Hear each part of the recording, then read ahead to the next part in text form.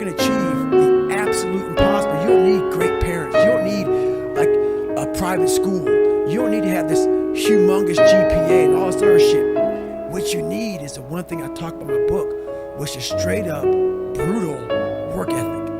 You have to be willing to outwork everybody in the world. One thing in life, this applies to everything in life. Anytime you move from being normal to trying to be exceptional, people aren't gonna like that shit. Those normal people, it makes them feel like shit, so they're gonna judge you.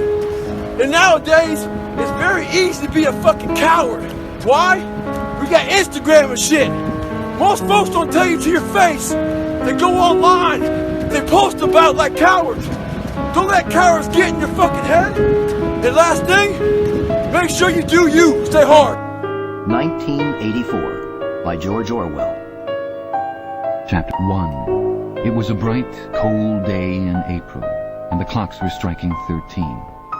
Winston Smith, his chin nuzzled into his breast in an effort to escape the vile wind, slipped quickly through the glass doors of Victory Mansions, though not quickly enough to prevent a swirl of gritty dust from entering along with him. The hallway smelt of boiled cabbage and old rag mats. At one end of it, a colored poster, too large for indoor display, had been tacked to the wall.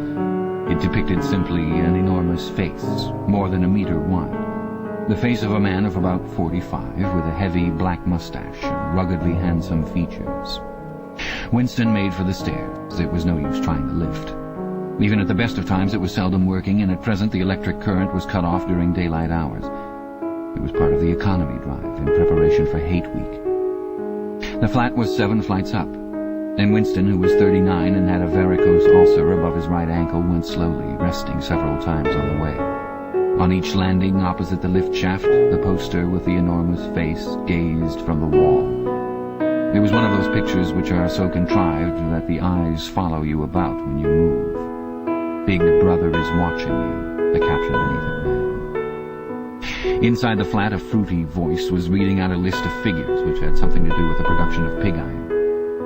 The voice came from an oblong metal plaque like a dulled mirror which formed part of the surface of the right-hand wall.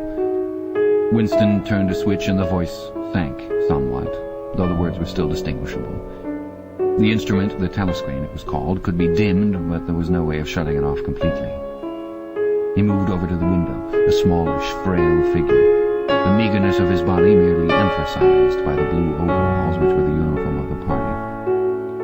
His hair was very fair, his face naturally sanguine, his skin roughened by coarse soap and blunt razor blades and the cold of the winter that had just ended. Outside, even through the shut window pane, the world looked cold. Down in the street, little eddies of wind were whirling dust and torn paper into spirals, and though the sun was shining and the sky a harsh blue, there seemed to be no color in anything.